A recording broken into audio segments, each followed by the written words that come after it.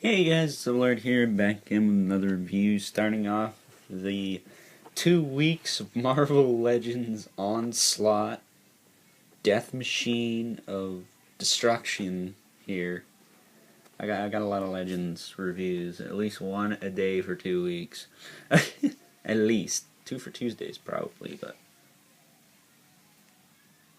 needless to say, we got a lot of stuff to talk about, and this is the first one. This is the SDCC 2016 Marvel Legends The Raft Dreadknight. He is the unsung hero of the wave, or box set, in my opinion, and we're going to talk about him. You need this figure, okay? If you like Marvel Legends, you need this figure.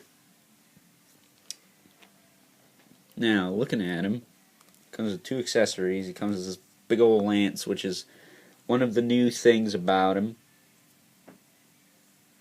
It's nice, you know.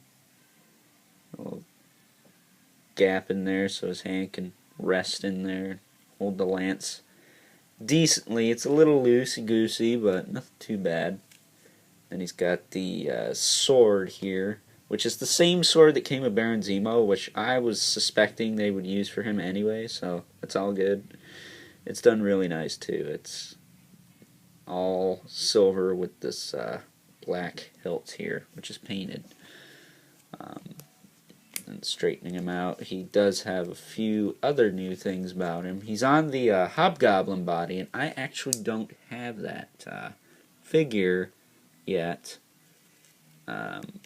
For one reason and one reason only: the crap ain't out up here. I'm in New York, and I haven't seen the Venom or the Abomination or any of that yet. Some people are even starting to find Doctor Strange, so needless to say, this is my first time with this body, and I do like it. I think the shoulder ratchets could be a little bit tighter, but it's better than a little bit looser than too tight to in fact break it. And this is a Comic-Con exclusive, so not the best idea.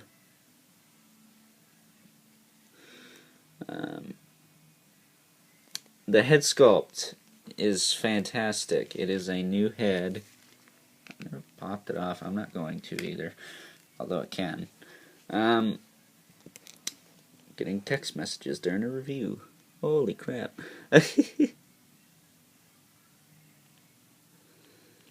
But yeah, there's the head sculpt. I'm trying to...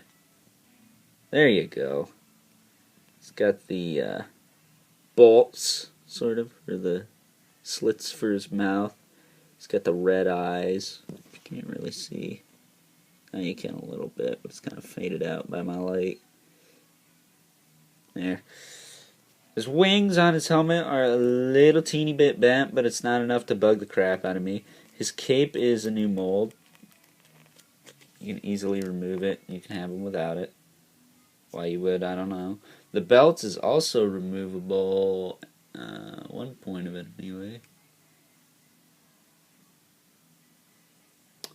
I'm not sure where that point is, but there is a spot where you can unpeg it. But this belt is reused from Baron Zemo, so it's got all the pouches and things. Baron Zemo parts have been getting quite the mileage this year. You know, aside from the gloves and boots are from him as well, but yeah, he's basically Doctor Strange's torso. The wrinkles on it, and then it's got a nice skull, crisply applied. Then he's got Hobgoblin, arms and legs, and then Baron Zemo, hands, gloves, and boots. The belt, and then his sword. So he's basically a Frankenstein of figures, which is pretty neat. I always thought Dreadknight as a cool character from the 90s Iron Man animated series. Probably my favorite character from that old vintage toy line, which we will be doing a comparison to that. I've been slacking with my comparisons. I apologize with that. I say I'm going to do them, then I don't. It's probably not going to happen for a little bit. Maybe not even till after Halloween now, because of 13 days is coming. Yeah, articulation on this body, or this guy, is essentially the same as Bucky Cap. He looks up, he looks down, he looks side to side. He's got a little bit of a rock in the head. None of that jive turkey craziness. He's got an ab crunch.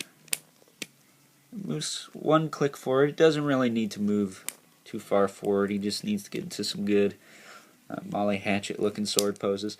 He's got a swivel in the shoulder as well as a hinge out, which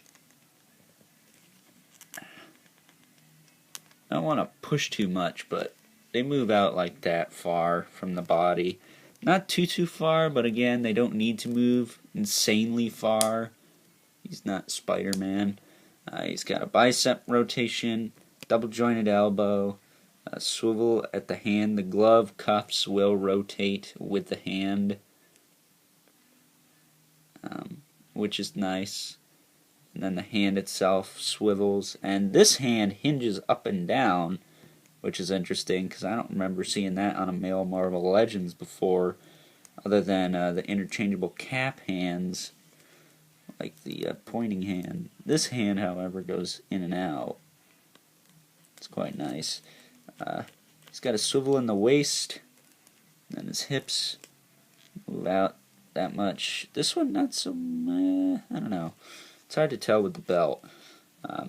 They do move forward and back. He's got a thigh cut, double jointed knee, and a boot swivel with a hinge in the foot, as well as a rocker. So he is pretty good. He does actually have a sheath for his sword, which I'll put in there right now. I'm going to do it off camera so I can see what I'm doing here, because I don't want to mess the sword up. This guy is a little bit better with the sheath than Baron Zemo, being that this is the same belt as him. You can actually angle the sword back a little bit so it's not right up against his leg, and it won't warp like Baron Zemo's. It might a little bit, but you can always heat it. I think the sheath should stick out a little tiny, like a millimeter more, and it would be perfect, but they're not going to tweak that. Are you kidding me? So there's Dreadknight. Now we're going to bring in a couple of other figures, and there is Whirlwind, also from this year. Really nice figure, but probably not going to be... Well, he doesn't want to stand today. I've had trouble standing this guy recently. Probably because I'm an idiot, but... He's on the Grim Reaper body, but... Again, it's... Dude, he's kind of armored. Oh. Gotta give him some leeway. And then we have the bland one of the three, but still I do like him. Blizzard.